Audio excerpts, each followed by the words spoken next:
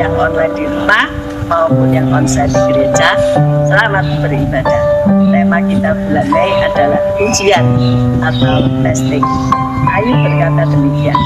Kalau ia memuji aku akan timbul seperti emas.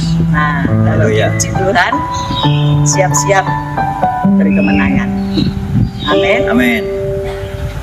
God bless you all.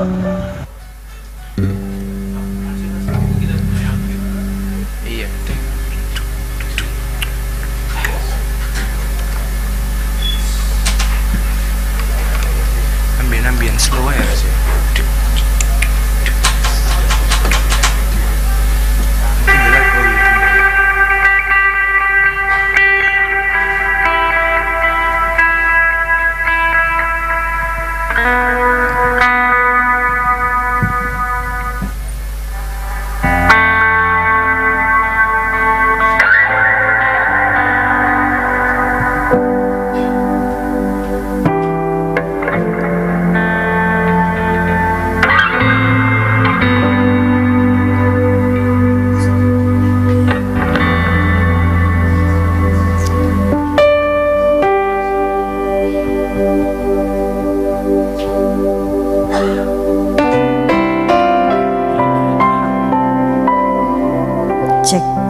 Shalom Bapak dan Ibu yang terkasih. Apa kabar pada hari ini? Luar biasa. Senang sekali dapat melihat wajah Bapak dan Ibu ya, seger-seger. Mungkin sepanjang minggu ini ada yang liburan ya. Auranya terlihat begitu senang ya. Tapi bagaimana kabarnya satu bulan ini, 26 hari di bulan Mei? Tema gereja kita testing ya. Bapak dan Ibu mengalami testing sepanjang bulan ini? Ada? Luar biasa. Tapi kalau engkau ada pada hari ini, betapa Tuhan kita luar biasa menyertai kita. Amin Bapak dan Ibu. Yes, Dia Allah yang tidak pernah membiarkan kita, tidak pernah meninggalkan saya dan saudara. Sebab itu dengan penuh sukacita pada hari ini kita datang di hadapan Tuhan. Kita rindu bersyukur kepada Dia. Mari kita berdoa. Sungguh Engkau Bapa kami yang baik Tuhan. Hati kami melimpah dengan ucapan syukur kepadamu.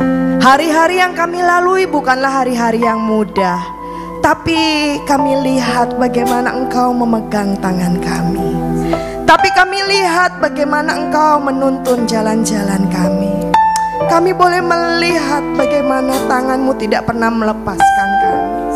Kami boleh melihat penyertaan-Mu yang sempurna di dalam kehidupan kami. Engkaulah Bapa yang baik. Tuhan, Engkau Allah yang dahsyat dalam kehidupan kami. Sebab itu pagi hari ini ketika kami ada di dalam rumah-Mu, kami bawa hati kami, kami bawa ucapan syukur kami bawa pujian dan penyembahan kami hanya bagi-Mu Tuhan.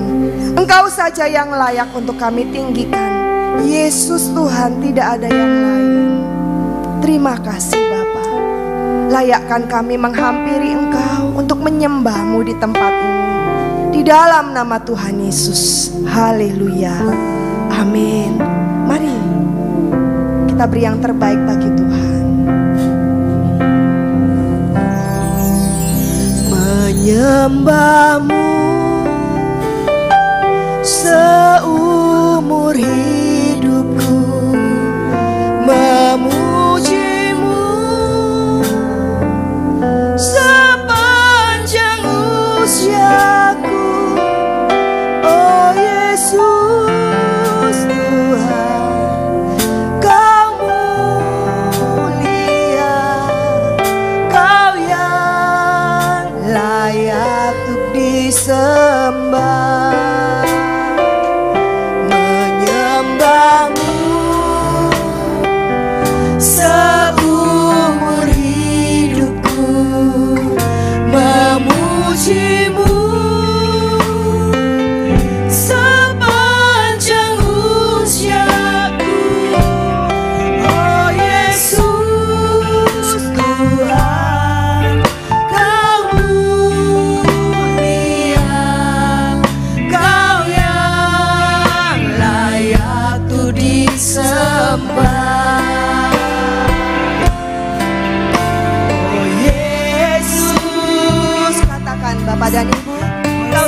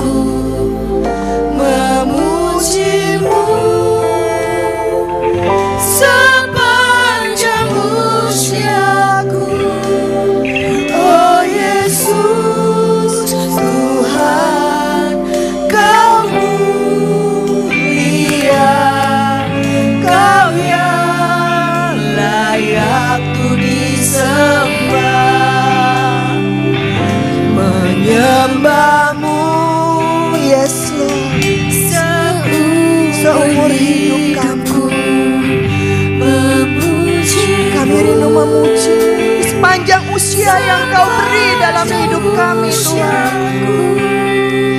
Oh Yesus Tuhan, Kau mulia, Kau yang layak untuk disembah,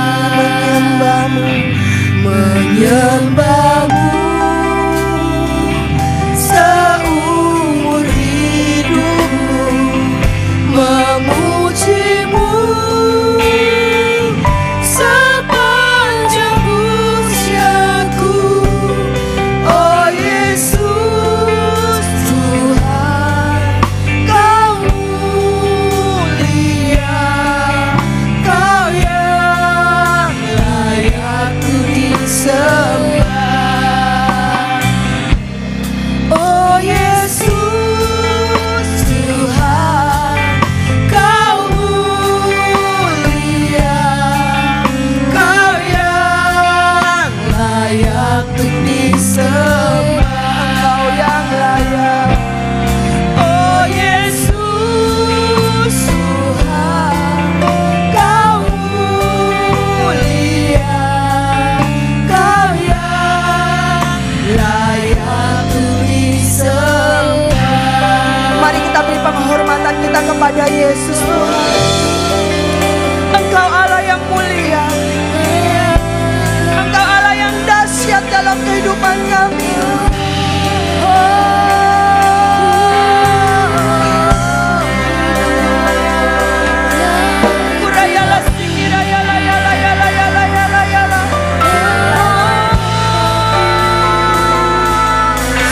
Kami bawa penyembahan kami, kami bawa pujian kami Tuhan, hanya bagi Yesus yang mulia.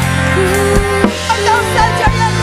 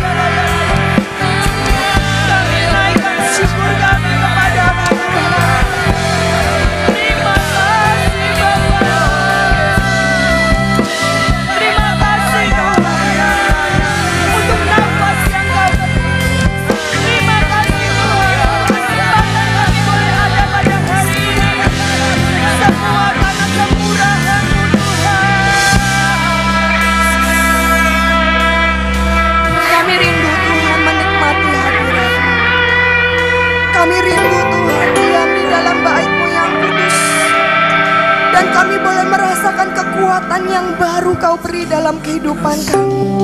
Terima kasih.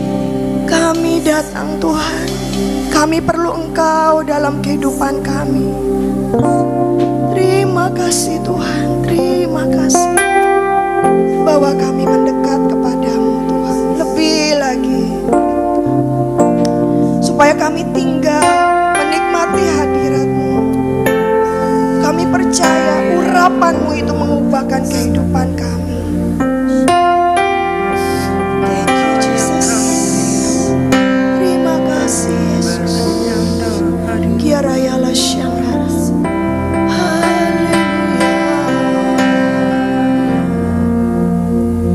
Satu yang ku rindu, bersekutu denganmu, bawaku lebih lagi tinggal di dalammu, nikmati hadiratmu, jamalah seluruh hidupku. Kuasa-Mu mengubah hidupku. Satu yang ku rindu, satu yang ku rindu, bersekutu denganmu, bawaku lebih lagi tinggal di dalammu, nikmati hadiratmu, jamalah seluruh hidupku. Urapan-Mu mengubah hidupku. Mari bawa doa di hadapan Tuhan. Datang Roh Kudus, aku rindu. Amin Tuhan. Minyak yang baru urapi setiap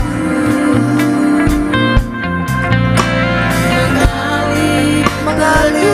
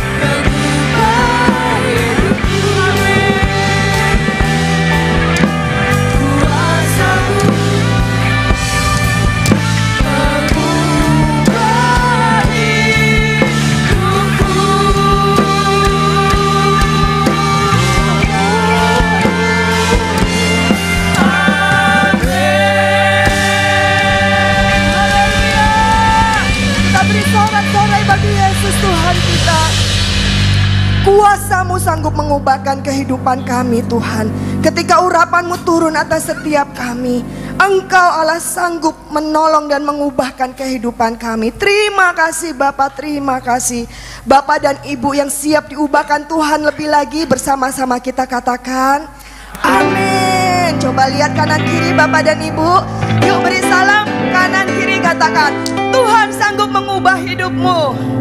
Tuhan mau mengubah hidupmu. Amin Bapak dan Ibu. Yes. Mari dengan penuh iman. Rintangan tidak dapat menghadang saya dan saudara.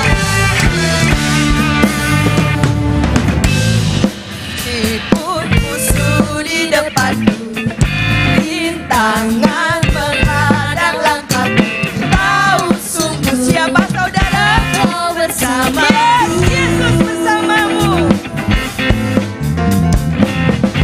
Beribu kembali diriku, terasa di sisi kanan.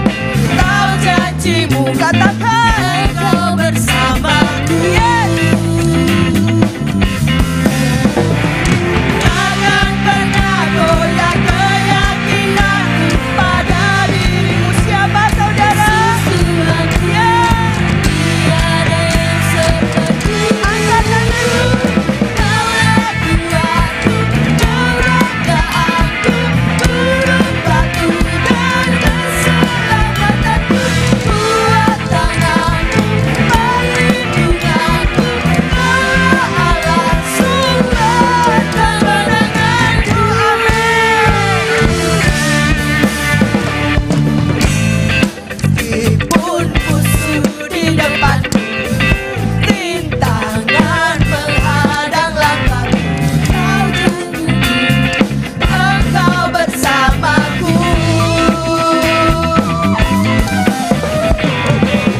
Beribu terbalik diriku, beraksa di sisi kanan.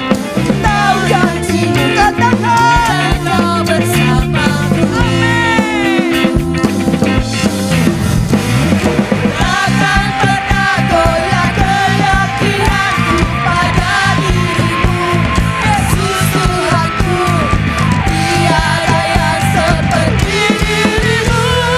Kaulah kuatku, perangkaanku, burung batu dan keselamatanku. Kuat tangan, perlindunganku, Allah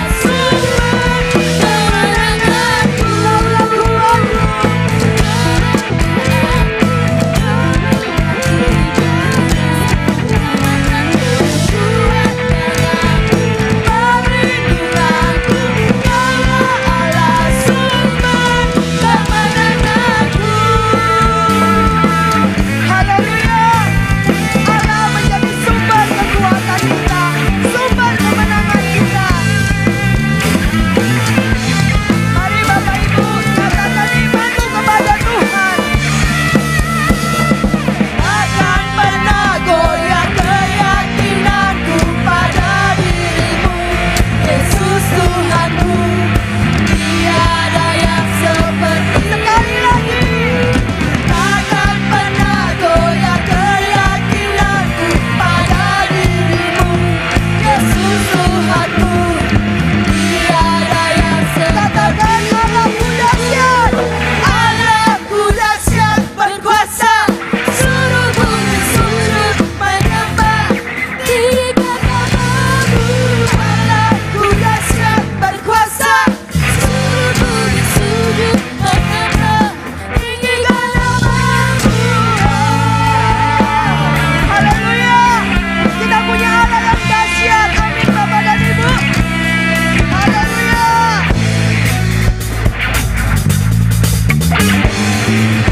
Dari utara ke selatan, terdengar pujian bagi Allah. Dari barat sampai ke timur, nama Yesus disanjung. Dari pulau-pulau, lembah-lembah, gunung-gunung yang tinggi, kemuliaannya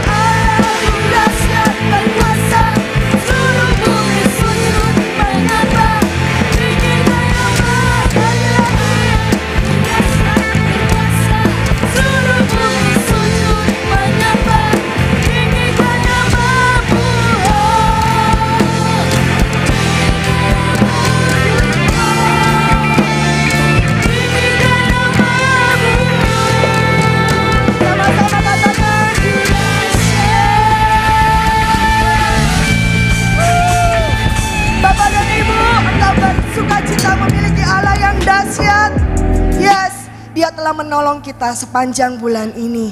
Melewati ujian, melewati testing demi testing dalam kehidupan kita. Kita boleh ada pada hari ini semua karena kita punya Allah yang dahsyat. Amin. Silakan duduk Bapak dan Ibu yang terkasih. Kita akan memberikan persembahan kita pada hari ini. Persembahan kolekte dan persembahan untuk diakonia dapat kita siapkan. Kita bersatu dalam doa.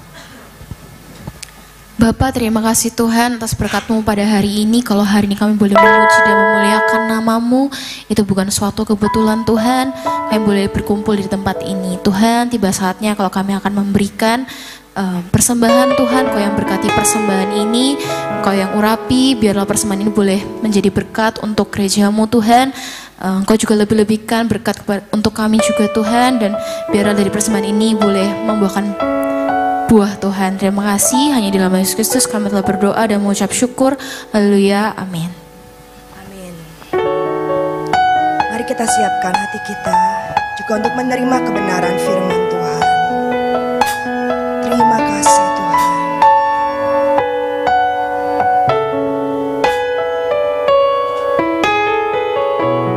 Kami rindu lebih dalam lagi Tuhan.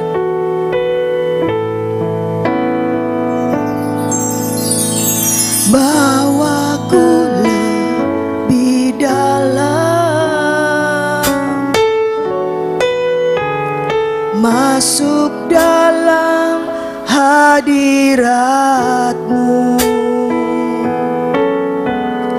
lebih lagi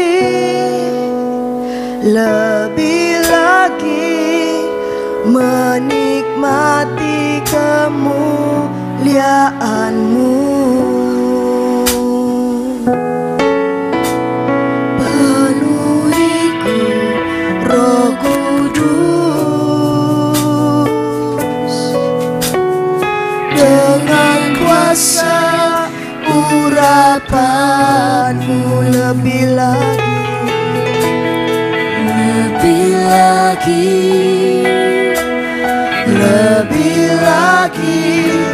sampai Roh-Mu menguasaiku. Roh yang kudus, jamahlah hatiku, jamahlah jiwaku. Kuasa-Mu mengubah hidupku, ku dipenuhi kuasa Roh Kudus yang menuntun hidupku menjadi sempurna, penuh kemuliaan. Saya rindu kaum wanita angkat pujian ini dari awal. Bawaku lebih dalam ya Tuhan. Biarlah ini menjadi doa kita semua di hadapan Tuhan. Masuk dalam hadirat-Mu, kami mau lebih lagi Tuhan. Lebih lagi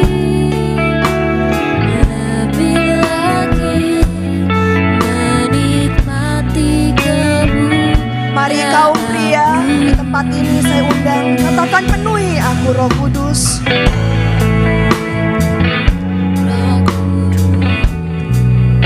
Dengan kuasa-Mu,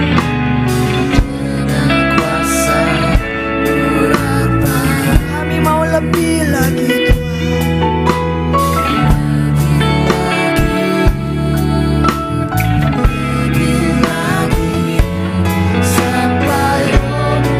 Mari bersama-sama kita minta kepada Allah. Oh ya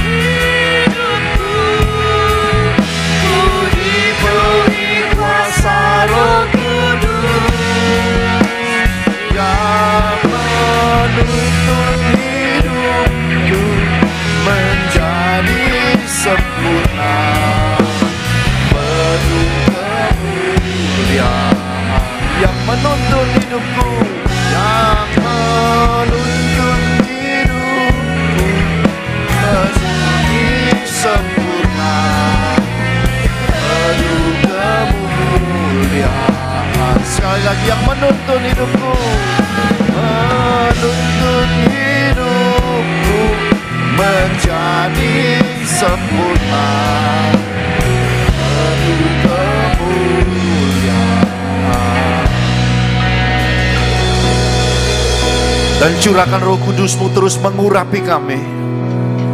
Roh yang menguraikan kekusutan hidup, Roh yang membuat pengertian masuk dalam hidup kami, Roh yang terus memproses manusia dalam kami.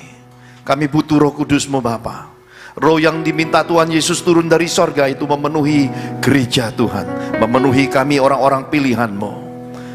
Ajarkan kami kebenaran firman-Mu pagi hari ini. Ajarkan kami dengan hati yang mau mendengar akan suara-Mu, hati yang mau taat akan setiap perintah-Mu. Beri kami hati yang lembut dan berkati kami semua. Di dalam nama Tuhan Yesus Kristus kami telah berdoa dan mengucap syukur. Mari semua kita yang cinta Tuhan Yesus sama-sama katakan amin. Shalom. Haleluya. Mari Bapak Ibu terkasih di dalam Tuhan, kita buka kebenaran firman Tuhan melalui Injil Lukas pasal 17. Injil Lukas pasal 17 kita mau baca mulai ayat 11 sampai yang ke-19. Injil Lukas pasal 17 mulai ayat yang ke-11 sampai yang ke-19. Demikian firman Tuhan. Dalam perjalanannya ke Yerusalem, Yesus menyusur perbatasan Samaria dan Galilea. Ketika ia memasuki suatu desa, datanglah 10 orang kusta menemui dia. Mereka tinggal berdiri agak jauh dan berteriak sama-sama, "Yesus, Guru, kasihanilah kami." Lalu ia memandang mereka dan berkata sama-sama, "Pergilah, perlihatkanlah dirimu kepada imam-imam."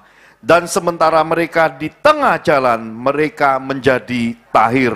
Seorang dari mereka ketika melihat bahwa ia telah sembuh, kembali sambil memuliakan Allah dengan suara nyaring, lalu tersungkur di depan kaki Yesus dan mengucap syukur kepadanya. Orang itu adalah seorang Samaria. Lalu Yesus berkata sama-sama, "Bukankah ke-10 orang tadi semuanya telah menjadi tahir? Di manakah yang 9 orang itu? Tidak adakah di antara mereka yang kembali untuk memuliakan Allah selain daripada orang asing ini?" Lalu ia berkata kepada orang itu, "Berdirilah dan pergilah, imanmu telah menyelamatkan engkau." Sama-sama kita katakan amin. Tema firman Tuhan hari ini adalah hidup dalam kehendak Tuhan.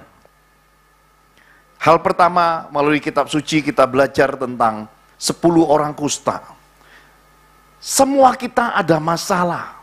Tidak ada siapapun yang hidup di muka bumi ini tidak ada masalah. Semua kita ada pergumulannya masing-masing. Hal pertama yang diingatkan oleh kitab Injil ini adalah Tuhan mendengar dan menjawab doa kita. Amin. Apapun persoalan hidupmu, Tuhan sanggup menolong engkau. Apapun yang engkau butuhkan, Tuhan sanggup menyediakan, bahkan melimpahkan kasih karunia-Nya bagimu. Kitab suci mengajarkan kepada kita 10 orang kusta ini dikatakan berdiri agak jauh. Kenapa 10 orang kusta ini berdiri agak jauh? Karena pada masa itu penyakit kusta dianggap penyakit kutuk dalam kehidupan. Akan dikucilkan, diasingkan, dan ditakuti orang-orang yang sehat. Karena dianggap penyakit menular. Bagaimanakah kita bisa memahami keadaan penyakit kusta ini? Penyakit kusta itu sudah tentu kita pahami membawa kehancuran anggota tubuh, kebusukan, dan membawa kematian yang begitu cepat. Lalu Pak Pendeta, kami bisa memahami kitab suci cepat bagaimana? Bahkankah kita baru melewati masa pandemi COVID-19? Roh maut ada sekitar kita, dan kita tidak tahu siapa yang bawa roh maut. Tapi yang pasti selama tapi begitu masa pandemi COVID-19, begitu orang dekat kita ngasih tangan, kita langsung shalom. Ya tak? Terus nyodor, kita terus mundur. Kenapa? Karena kita takut roh mautnya pindah. Dan kalau orang batuk, batuk, kita langsung curiga. Jangan-jangan ini bawa roh maut. Hari ini pandemi COVID-19 sudah hilang. Jadi kalau ada orang batuk, kita anggap biasa.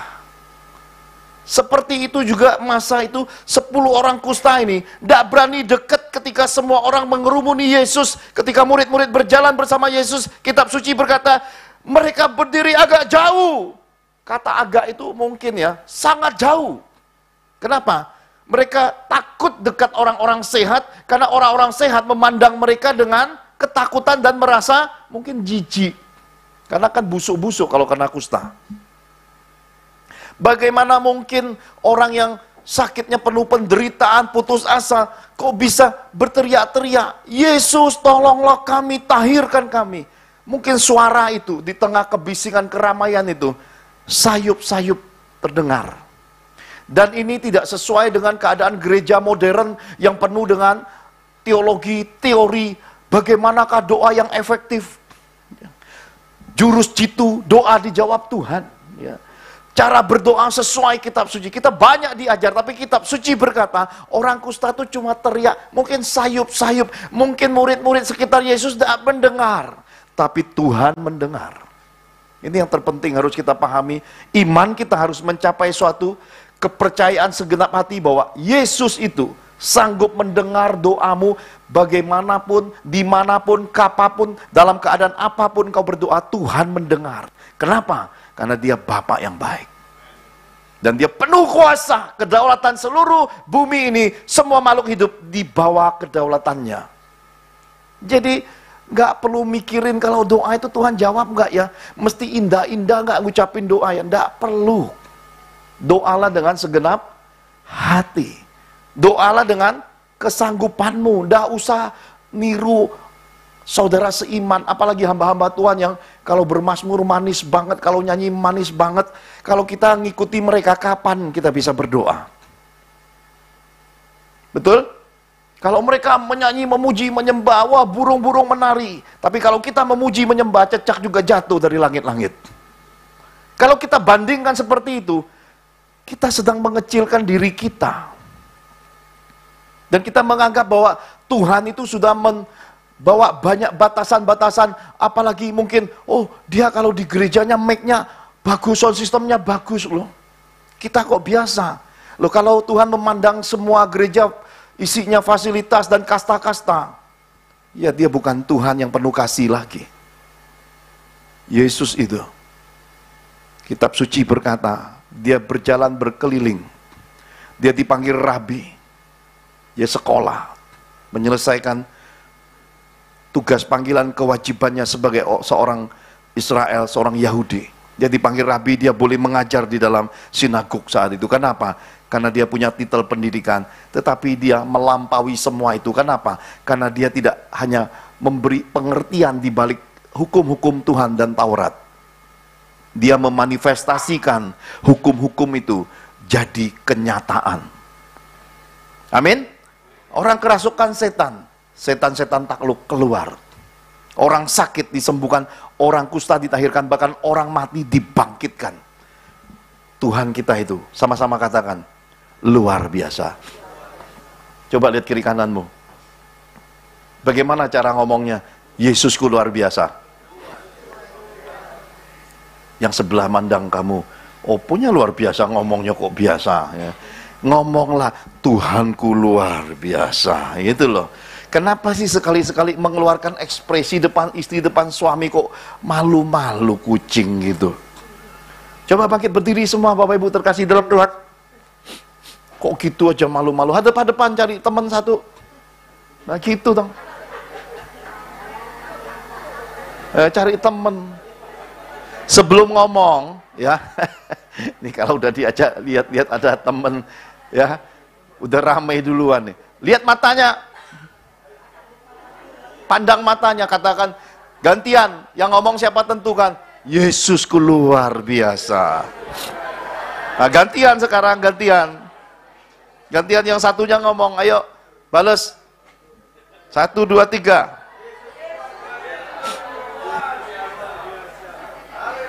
Sama-sama katakan saling pandang. Yesus menjawab doaku.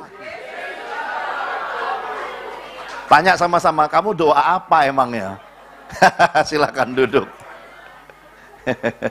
Ini hari khotbah yang berbeda. Amin.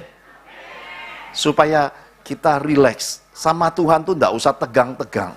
Ya, enggak usah super serius, ya, sampai kayak orang di hidup udah serius, bertetanggaan juga ngalami persoalan serius, kerjaan serius, lihat rekening bank tambah serius.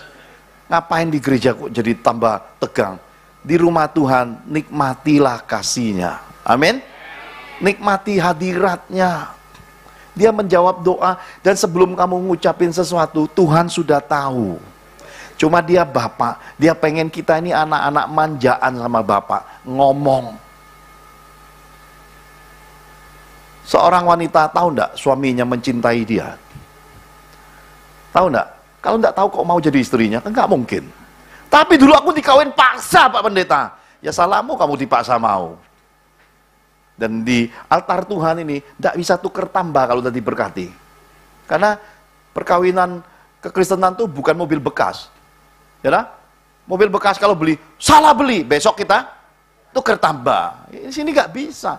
Makanya sebelum memutuskan, timbang baik-baik. Kalau sudah jadi, itulah hidupmu. Bilang ke istri, nih hidupmu. Suami ini tuh hidupmu, ya. Biarpun nyanyi 7 suara, 7 warna, 7 kereta, ngoroknya luar biasa, tetap suamimu. Amin. Istri-istri senang. Kok tahu Pak Pendeta? Ya tahulah, memang begitulah hidup. Demikian juga suami-suami, jangan hanya masa pacaran manis-manis. Ayo yang keluar ya, buka pintu. Mau makan apa disaji. Sekarang sudah melebar ke kiri ke kanan ya. Patoknya sudah meluas kemana-mana ya. Begitu jalan gedebuk jatuh. Nangka jatuh ya. Waduh, ini kemesraannya hilang kemana gitu loh. Tetap mesra. Sampai usia nanti kita senja tutup mata, kemesraan itu tidak boleh hilang. Makin tua makin mesra, makin istri-istri. Pak, inget itu Pak ya. Habis ini ke toko emasnya Pak Tanto Pak. Jangan cuma ngomongnya pakai kata-kata cinta tok, nyatakan juga sesekali jadi emas Pak. Ibu-ibu senang bagian ini. Amin. Soalnya zaman ini sudah berubah. Kalau dulu kita menyatakan ucapan selamat, selamat menikah, selamat berulang tahun, kemudian kedukaan kita kasih bunga-bunga. Sekarang kan bunganya bukan lagi bunga-bunga hidup. Malah bunganya bunga medsos sekarang. Ya tak? Keluarnya di medsos. Ada satu bunga lagi yang lebih bagus, namanya bunga deposito. Yang suka bunga katakan haleluya. Masih belum rileks ini, semua masih tegang. Karena berkat Tuhan itu masuknya pada orang yang jiwanya sukacita. Kalau Bapak Ibu tegang, malaikat bingung mau ngasih berkat juga. Dipanggil-panggil Bapak Ibu serius. Malaikat itu sampai nunggu di sampingmu itu. Ini mau nerima berkat apa enggak? Serius. Senyumlah di rumah Tuhan. Lihat kiri kananmu, kamu luar biasa pagi ini. Amin. Jangan lupa makan lontong balap. Tambahkan sedikit kupang, habis itu minum es degan. Bukankah ini ciri khasnya Sidoarjo? Haleluya.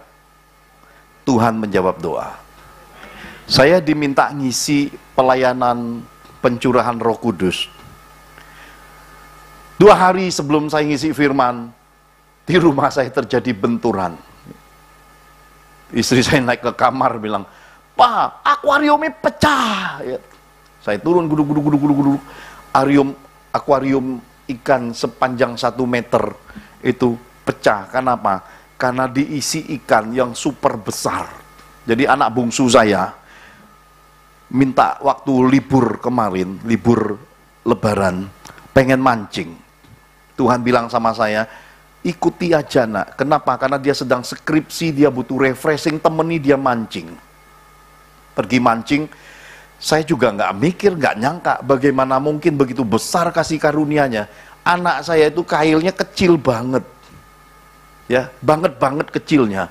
Kecil banget. Terus begitu dia naruh umpan, itu kailnya sampai melengkung sampai bawah. Sampai dia bilang, "Pak, "Pa," saya bilang, "tenang, santai, langit belum runtuh, santai aja, santai." Gitu. Pa, panik. Kenapa? Karena dipegang begini, ini joran pancingnya melengkung sampai ke bawah hampir ketemu. Karena ada ikan yang besar gigit pancingannya. Wah, dia nahannya. Saya ngeliatin air bergejolak, semua orang berhenti mancing, mandang si bungsu ini. Ngeliatin dia.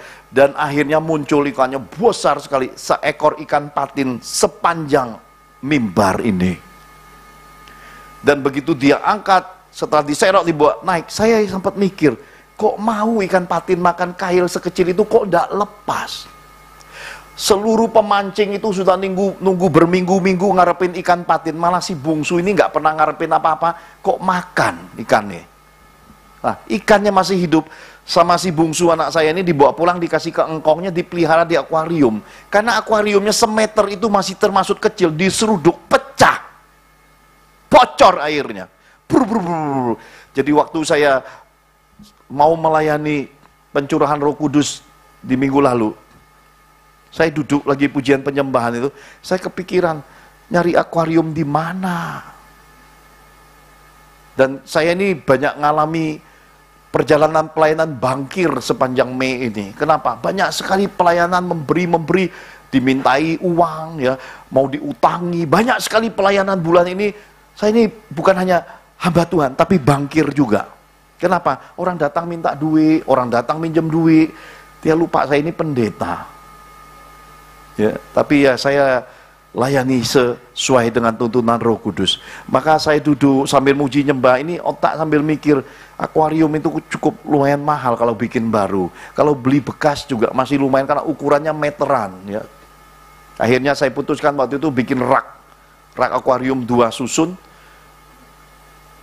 beli besinya, yang ngelas itu staf lingkungan kami, kebetulan pengurus RW, saya ini ketua RW, jadi yang ngelas ini lulusan Jerman. Kebayang nggak? Saya beli besinya, batangan sikunya dipotong sudah sama dia. Pak Johan yang ngatur jadi arsiteknya, saya yang ngelas. Yang ngelas nih lulusan Jerman, ya, supaya hemat dan berhikmat. Ongkos kecil dapatnya yang terbaik. Yang ngatur arsiteknya adalah pendeta. Yang ngelasnya lulusan Jerman, hasilnya bengkak-bengkok. Bukan bidangnya kok, dia ngelas. Dia juga sampai geleng-geleng kepala. Kok bisa bengkok? Saya bilang, saya lebih geleng kepala, sudah diukur, sudah dipotong sesuai ukuran bengkok. Karena kita ndak ahli di bidangnya. Nangkep dah? Tapi biar bengkok-bengkok, tetap kita bilang itu terbaik. Amin? Coba lihat istri. Coba lihat istri, lihat bibirnya. Meskipun dower-dower, itu paling seksi di dalam hidup. Amin? Kok pagi ini banyak nyentuh urusan suami istri? Apa bapak ibu pagi ini sudah sarapan? Coba lihat suami. Nah, jadikanlah sarapan pagi adalah momen paling mesra berkeluarga. Amin. 1 telur bagi berdua. Semua kita nikmati sukacita yang terpenting. Lagi muji nyembah, Tuhan bilang sama saya gini, "Nak," saya bilang, "Iya Tuhan, belilah akuarium 400.000 itu." Saya dengar jelas sekali Tuhan bicara. Saya ini kan lagi gumul sesuatu, Tuhan bicara. Berarti ini kan jawaban doa. Nah, belilah akuarium 400.000 itu. Akuarium apa Tuhan senilai 400.000? Dan saya ini butuh 2 akuarium. Saya tidak mudeng Bapak Ibu. Selepas pelayanan dan selepas lawatan Tuhan, Roh Kudus bilang, kamu buka tuh situs jual barang bekas. Saya lihat ada 1 akuarium melengkung 1,2 meter dan cukup tebel, dan kemudian jualnya 650. Tuhan suruh saya nawar 200.000. Nawar enggak? Ya nawar. Oh enggak apa-apa, dimarahi orang terserah, enggak kenal ini kok. Saya nawar, "Pak, boleh enggak saya nawar 200? Tidak dijawab. Saya tidak apa-apa, tidak dijawab, karena memang keterlaluan kok. 650 nawarin 200. Tapi itu cuma masalah waktu. Hitungan 2 jam kemudian, saya ambil. Berarti boleh. Loh, kok 200 dapat? Berarti masih sisa 200. Saya lihat lagi satu situs, ada lagi yang jual 200.000. Gelap-gelap fotonya. Saya pikir ini apa isinya? Ya sudah, saya bilang saya mau pergi lihat. Nggak ketok gitu akuariumnya. Cuma ketok gambarnya gelap-gelap. Memang yang jual itu wong kampung, wong Jawa. Bukan orang seni. Jadi fotonya tengah malam ngasal-ngasal cepret gitu loh. Ya. Jadi saya ini juga sama kampungannya. Kenapa? Taunya akuarium harga 200 cepret. Ternyata ukurannya 1 meter, tebelnya hampir 10 cm. Beratnya, begitu masuk ke mobil saya langsung ceper. Kenapa? 2 akuarium 400.000 itu berat. Dan itulah perjalanan sebelum saya datang ke pelayanan kali ini. Ngangkut akuarium.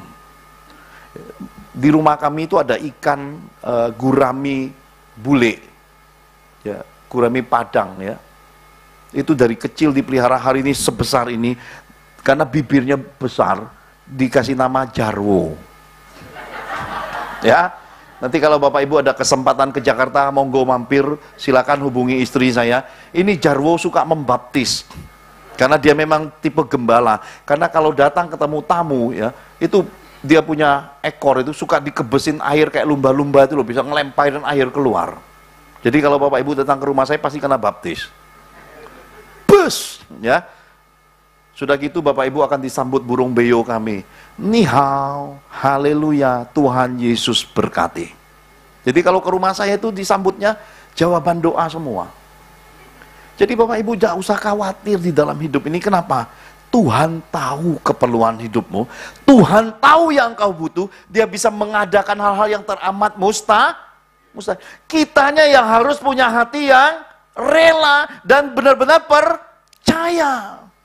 Jadi sudahlah, mulai hari ini janganlah berpikir kesusahan dan perkara yang tidak menyenangkan terjadi itu sebagai suatu kesakitan, tapi itu adalah kesempatan Tuhan mengubah sesuatu yang baru datang dalam hidupmu. Dan ini menyenangkan. Jadi sekarang di rumah saya ada tambahan 2 akuarium. Ikannya sudah pindah ke tempat yang besar. Jadi kan nyenengin. Ya kalau Bapak Ibu datang, satu hari kalau nggak ada lauk kan tinggal kita bagi 2, bagi 3 masuk kompor bakar-bakar. Kan jadi pindang ikan patin ya. Siapa tahu satu hari jadi lontong patin. Kan kita nggak tahu apa yang terjadi. Yang mau katakan haleluya. Nggak mungkin kita kasih Bapak Ibu potong ikan patin. Haleluya. Jadi saya merasa dalam hidup ini, kok Tuhan begitu dekat dan begitu tahu yang kita perlu. Kok begitu ajaib mengatur semuanya. Jadi sudahlah, percayai saja.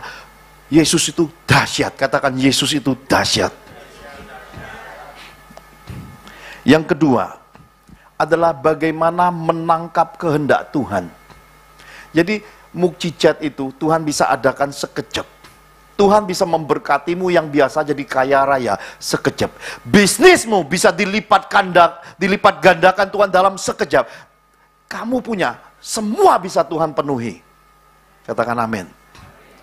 Kamu mau kaya, sekejap bisa jadi kaya raya. Kamu diberkati, sekejap diberkati. Penyakitmu disentil sedikit, sembuh. Persoalan keluarga, diberesin, sekejap beres. Yang jadi persoalan adalah, kitab suci minta sesuatu di dalam hidup kita. Bisakah kita menyenangkan hati Tuhan? Tuhan ingin kita saling mengasihi. Bisakah kita terus hidup sebagai anak Tuhan itu tidak jahat, tidak fitnah orang, tidak benci orang tua, tidak benci mertua, tidak benci sesama, bahkan musuh-musuh pun tidak dibenci. Bisa tidak? Bisa tidak ketika kita diberi Tuhan keuangan, uang ini tidak dipakai untuk membuat hidup ini jadi berhala. Uang itu dibelanjakan branded lifestyle, gak usah seperti itu. Bisa tidak uang itu dikelola dengan bijak, jadi berkat lagi mengumpulkan harta di sorga? Bisa enggak?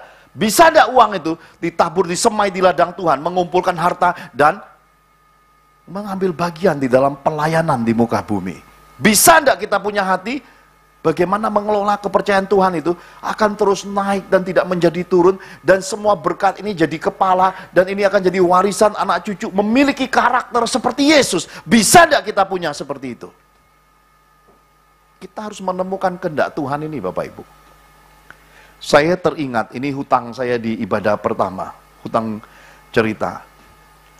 Ketika saya masih muda rohani, Tuhan beri saya beberapa buku. Salah satu bukunya adalah tentang seorang penginjil wanita yang bernama Kathryn Kuhlman. Nona Kuhlman ini kerap siaran radio Bapak Ibu. Di masa penginjilannya, masa itu di negara belahan itu sedang terjadi musim es. Jadi suatu keadaan terjadi, ada suami istri yang hidup mapan, nyaman, punya 2 putra. Di musim es itu 2 anaknya main di halaman rumah main bola, 2 anak laki-laki. Suami istri ini di dalam rumah. Ya, mereka main-main hanya hitungan beberapa waktu, kemudian rumah mereka diketok. Dan diberi kabar, ada satu kejadian, maka suami istri ini tergopoh-gopoh pergi. Dan kakak adik putranya, dua-duanya tenggelam, membeku di danau itu. Ternyata si bola jatuh. Adiknya pergi ngambil, nyemplung. Kakaknya pergi selamatkan adiknya, ikut nyemplung. Dua-duanya meninggal dunia. Papanya frustasi. Mamanya nggak tahan kesakitan. Maka papanya menenggelamkan hidupnya, mabuk-mabukan. Gudangnya di atas itu dibikin minuman. Dia mabuk setiap hari, hanya melupakan kesedihannya. Mamanya nggak bisa lagi ngomongin papanya ini, suaminya ini, nggak bisa ngomong. Jadi hidup seperti itu. Sesuatu perkara terjadi. Terkadang dalam hidup kita Tuhan mengizinkan hal-hal yang nggak enak, nggak nyaman, dan sekejap semua itu terjadi. Tiba-tiba kita bisa dibenci keluarga, tiba-tiba orang tua bisa nyakiti kita, atau bisa tiba-tiba sahabat atau teman kerja bisa korupsi, bisa bawa kabur uang kita, bisa sekejap tiba-tiba kita merasa kok jahat banget mertua. Semua hal bisa mematikan hidup kita, sekejap Tuhan izinkan terjadi. Dan suami istri ini mengalami kehidupan yang saya berkata tak mudah untuk menjalani semua itu. Sampai suatu hari, masa itu masih ada Pak Pos, Bapak Ibu, kelentingan-kelentingan, cingkring-cing-cing, pos ngantar. Dan suatu hantaran surat, suami yang turun dari loteng dalam keadaan mulai antara sadar dan masih mabuk, bertemu Pak Pos. Lalu sebelum pamitan, si tukang pos berkata, "Sudahkah engkau mengenal Tuhan?" Si pria ini di dalam catatan buku itu berkata, rodok tersinggung. Kenapa? Aku ini kan ke gereja. Tiap minggu naik gereja, meskipun hari-hari di luar gereja mabuk, tapi aku ini kan bergereja. Ya. Ngomong membalas ucapan Pak Pos itu dengan kata-kata, kan aku ke gereja. Lalu si tukang pos berkata, gereja dengan Yesus itu berbeda. Mengenal Tuhan dengan rajin ke gereja adalah 2 hal rohani yang berbeda. Pergilah si pos ini. Dan pria ini yang kehilangan 2 putranya ini lari ke atas loteng.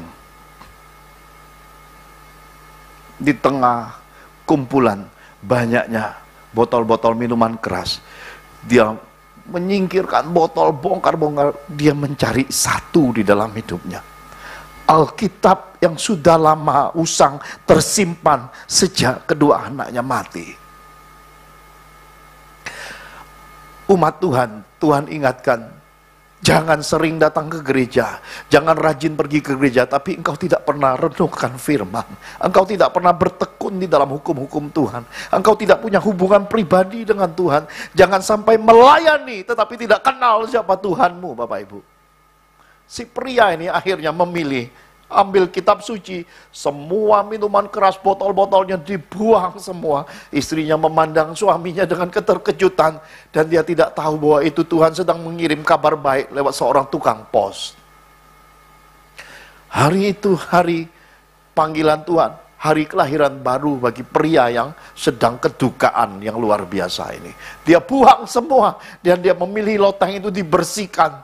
ingatan akan anaknya, dia padankan kitab suci, dia cari Tuhan, Bapak Ibu. Dalam kisah kesaksian itu, kemudian keluarga ini dipulihkan, mereka bahkan diangkat di dalam kehidupan bisnis. Lalu pelayanan Nona Kulmen, sepasang suami istri inilah yang menopang dan memberangkatkan banyak orang untuk dipulihkan dengan bus-bus yang begitu banyak. Mereka dapat berkat uang, mereka salurkan untuk Tuhan. Ini pesan buat kita. Kalau Tuhan panggil engkau melayani, melayanilah menurut panggilan Tuhan. Jangan merebut jabatan orang. Janganlah terbius dengan altar Tuhan. Jikalau engkau tidak dipanggil di altar, jangan berdiri di altar. Panggilan Tuhan itu semuanya ada upah, ada penghargaan Tuhannya. Dan tidak usah kejar puji-pujian umat. Dihormati, disanjung tuh nggak perlu dikejar. Penghormatan Tuhan itu yang harus dikejar. Dan ini Tuhan ingatkan untuk kita menemukan kehendak Tuhan. Apapun yang Tuhan kehendaki dalam hidupmu itu yang terbaik. Kalau engkau seorang pendoa syafaat, tersembunyilah berdoa. Nggak usah orang harus dengar engkau doa kencengnya, nggak perlu.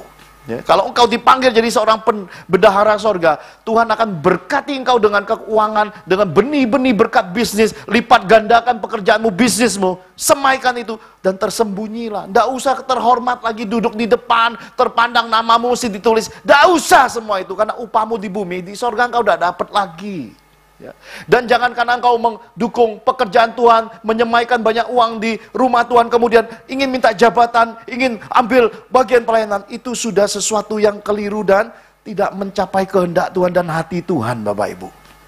Karena saleh, rajin ke gereja tidak menjamin orang mengenal Yesus Kristus, Bapak Ibu. Tapi orang yang mengenal Tuhan, mereka akan hidup di dalam pilihan dan kehendak Tuhan. Ini kuncinya, Bapak Ibu. Jadi supaya kita bisa menangkap hati Tuhan ini, marilah mulai hari ini kita mulai membuka diri untuk Tuhan koreksi hidup kita. Jangan cepat tersinggung. Ditegur sedikit, baru dikoreksi sedikit, langsung tersinggung. Dan orang yang cepat tersinggung, cepat marah, sulit untuk diajar. Tenangkan diri. Orang yang tenang diri adalah murid Yesus yang dapat diajar. 3,5 tahun Tuhan tunjukkan mukjizat kepada murid-murid. 1 hari penyalipan itu menjungkir balikan semua hal di dalam kepribadian murid-murid. Tetapi ketika mereka bertenang, meskipun mereka sudah coba dengan segala upayanya menjala ikan di Danau Tiberias, tidak ada hasilnya. Kalau Tuhan sedang membuat engkau bertenang, tidak usah kerjain apa-apa, duduk diam aja. Meskipun tidak kerjakan apa-apa, meskipun tidak pergi kemana-mana, meskipun hanya online, kata Tuhan, itu terbaik dalam hidup. Kenapa? Masamu, masa menantikan ada di waiting room-nya Tuhan. Tidak usah pusingkan. Kenapa? Karena segala sesuatu masih dalam kontrol dan pengaturan Tuhan. Dan ketika waktunya tiba, lihat murid-murid, Yesus kasih ikan bakar. Dan ketika luapan itu sampai kepada seorang Petrus, dia tidak tunggu-tunggu lagi, langsung tenggelam, nyebur, berenang, mengejar Yesus.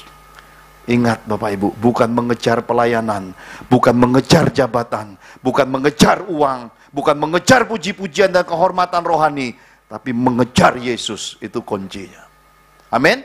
Siapa yang mau mengejar Yesus?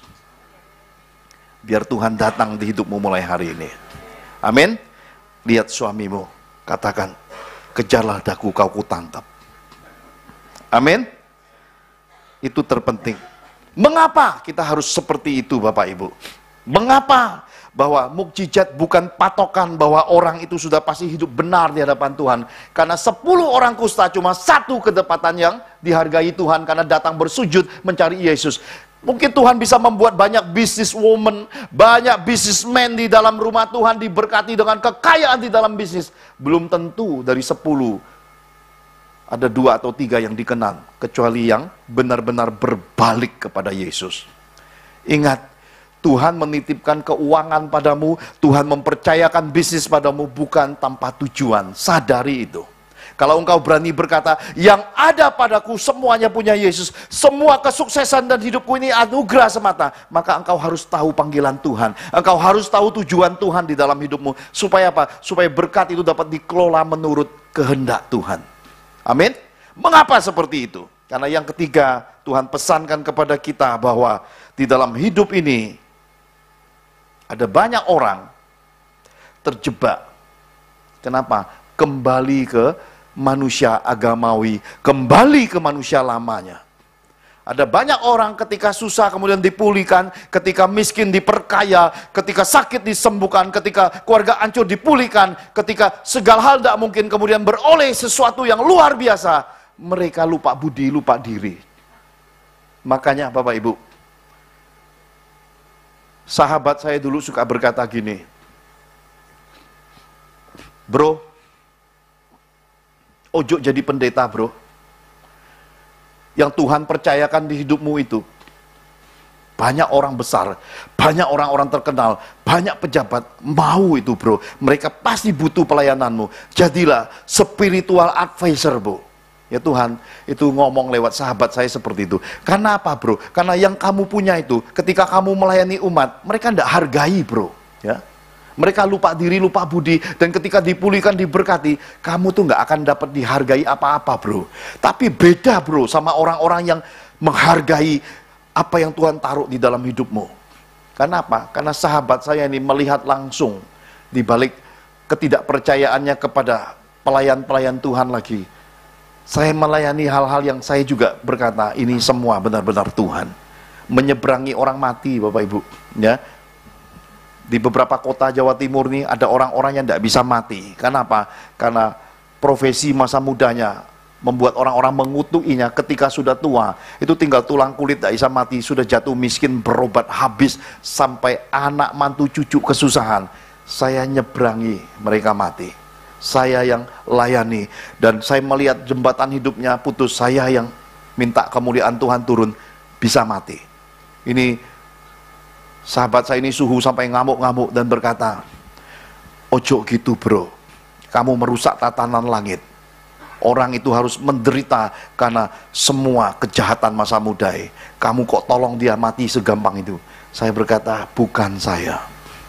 Saya tidak memandang yang mati, saya memandang yang masih hidup. Kasihan, kasihan, karena hidup miskin itu berat. Dan Tuhan memberi saya kepercayaan boleh meminta belas kasih sorga dan menyeberangi orang-orang ini. Jadi banyak pelayanan saya ini pelayanan-pelayanan yang tidak masuk akal Bapak Ibu. Jadi lalu keluarlah satu bahasa lucu dari teman ini. Dia berkata, kerbau yang punya susu, sapi yang punya nama. Coba sama-sama katakan, kerbau yang punya susu, sapi yang punya nama. Nangkep gak Bapak Ibu? Kadang yang kita minum itu belum tentu susu sapi, tapi bisa juga susu kerbau. Tetapi yang kita kenal adalah susu sapi. Dalam kehidupan gereja, Tuhan juga ngomong gitu. Terkadang saya dipakai untuk membuka banyak area kekusutan umat Tuhan. Orang bergumul suami, orang bergumul bisnis, saya banyak melayani, tapi giliran mereka dipulihkan, diberkati, saya itu nggak pernah dapat bagian, karena yang dapat bagian itu si sapi. Kenapa? Hamba-hamba Tuhan yang sebenarnya tidak ikut andil di baliknya, mereka yang disanjung dipuji. Kenapa? Karena yang saya layani ini 9 orang kusta yang kembali kepada agamawi, yang lupa diri, lupa budi, lupa Yesus dalam hidupnya. Maka saya ini kalau Bapak Ibu diberi Tuhan kesempatan bisa melihat, Dr. Johan ini rumah di sorganya besar sekali. Kenapa? Di dunia saya mengalami hal-hal yang tidak menyenangkan, tapi saya selalu fokus pada Yesus, maka upahnya terkumpul di surga. Ya, tidak usah pusingkan merek siapapun yang dapat pujian di dunia, tidak masalah. Yang penting Tuhan disukakan. Amin. Sama-sama katakan, kerbau yang punya susu,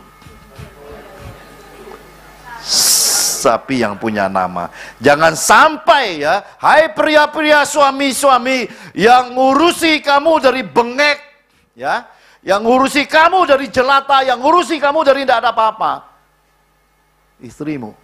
Tapi begitu kamu sukses, yang kamu urusi si sapi. Ngerti? Ada banyak wanita hancur hidupnya kenapa? Karena dapat suami tidak tahu diri, tidak tahu budi. Makanya kembalilah seperti anak-anak. Di SD apa yang kita pelajarkan? Apa yang kita pelajari di SD? Ini budi.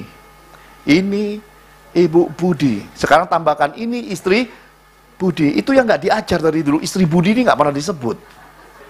Mulai sekarang mesti sering bilang, ini istriku. Ke siapa-siapa harus kenalkan istrinya. Kenapa? Kesuksesanmu tanpa seorang istri di sisimu itu tidak mungkin punya.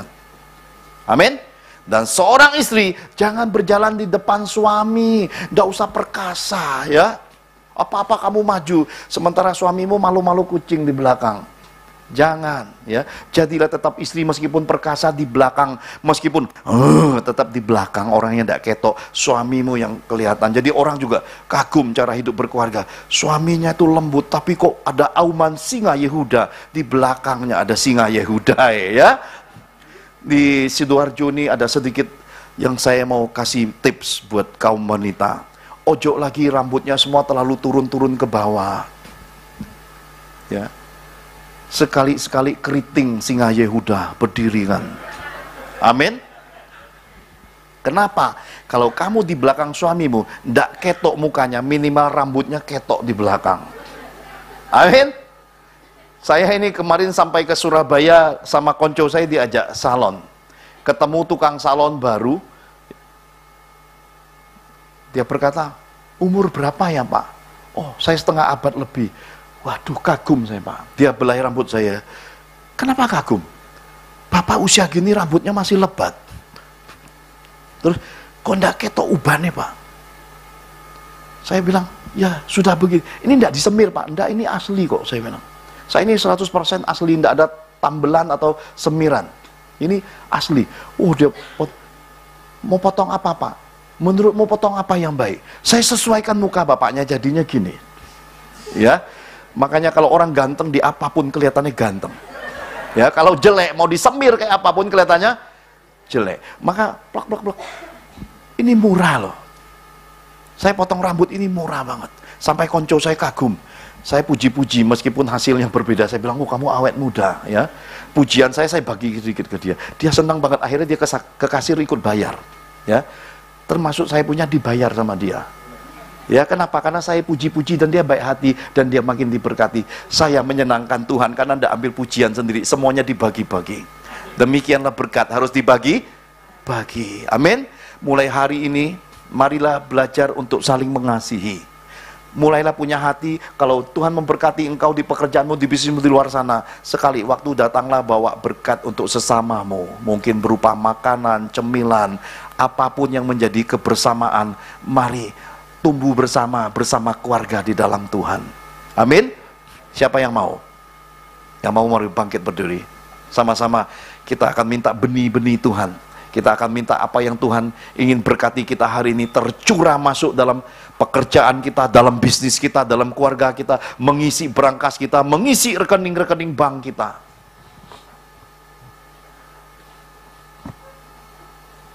Haleluya.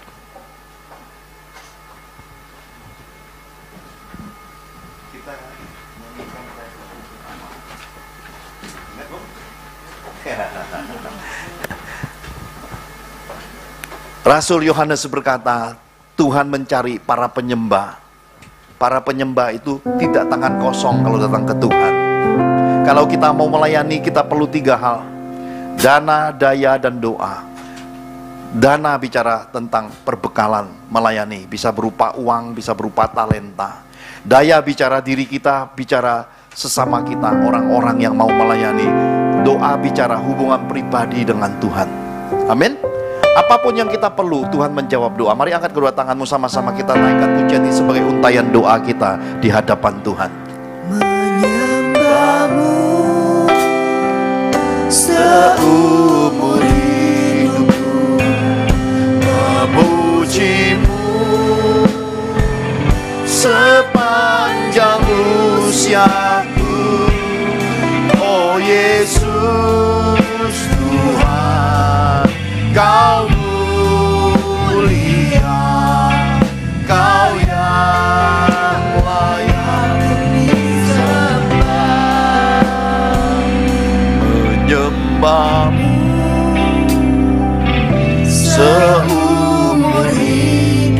Mari dengan segenap hati memujimu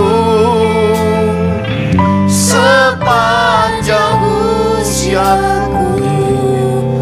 Oh Yesus Tuhan, Kau mulia, Kau yang layak untuk disembah. jemaat saja menyembah-Mu.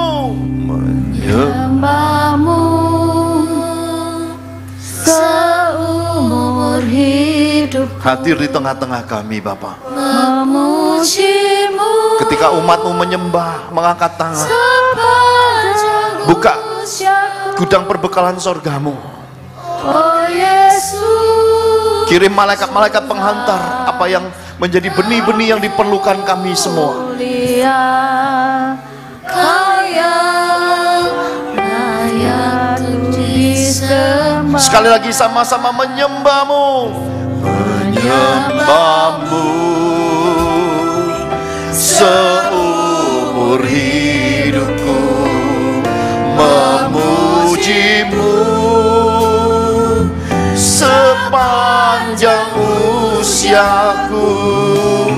Oh Yesus Tuhan, Kau mulia, Kau layak untuk disembah. Engkau lihat tangan-tangan yang terangkat. Firman-Mu berkata Engkau menjawab doa kami. Ini kami anak-anak-Mu, segala yang kami perlu bahkan yang tidak bisa kami ucapkan dengan kata. Engkau Bapa yang baik, Engkau akan menyediakan, Engkau akan menyatakan kasih-Mu kepada kami mulai hari ini. Ketika firman-Mu Kau perdengarkan, yang sakit akan disembuhkan, berbeban berat Kau beri kelegaan, pintu-pintu berkat terobosan Kau buka, pulihkan keluarga-keluarga, dan jadikan anak-anak-Mu orang-orang besar-Mu di generasi akhir zaman ini, orang-orang kenamaan, orang-orang yang dipercaya mengelola keuangan yang besar, orang-orang yang akan duduk di bangku-bangku kehormatan, menjadi orang-orang yang mengambil keputusan atas bangsa, atas keluarga, atas gereja-gereja Tuhan, bahkan atas bisnis-bisnis yang ada di muka bumi dan di bangsa ini. Ini kami semua Tuhan, materaikan semua ini menurut kasih karunia, dalam otoritas Bapa, dalam kemuliaan Tuhan Yesus, dalam Roh Kudus-Mu, di dalam nama Tuhan Yesus. Angkat kedua tanganmu sama-sama menyembah-Mu. Haleluya. Saya serahkan pada hamba-Nya. Seumur hidupku memujimu sepanjang usiaku. Oh Yesus Tuhan, Kau mulia, Kau yang layak untuk disembah. Oh Yesus Tuhan, Kau mulia, Kau yang layak untuk disembah.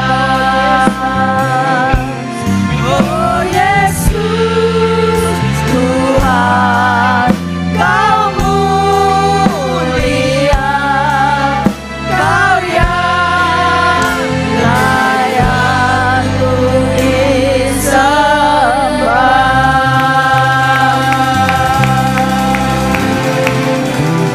Terima kasih untuk kebenaran firman-Mu Tuhan. Terima kasih Roh Kudus. Terima kasih Engkau sudah mengirim Bapak Johan jauh dari Jakarta untuk membagi berkat buat kami. Terima kasih, biarlah kami punya kekuatan untuk melakukan firman-firman-Mu ini. Berkati keluarga Pak Johan sampai ia pulang kembali ke Jakarta. Kalau besok mau ke Mojokerto, Tuhan iring perjalanan kami semuanya dalam kuasa kasih Kristus. Berkati keluarga besarnya, ketiga putra-putrinya, supaya mereka tetap sehat, kuat, dan tetap bersemangat untuk mengiring Tuhan.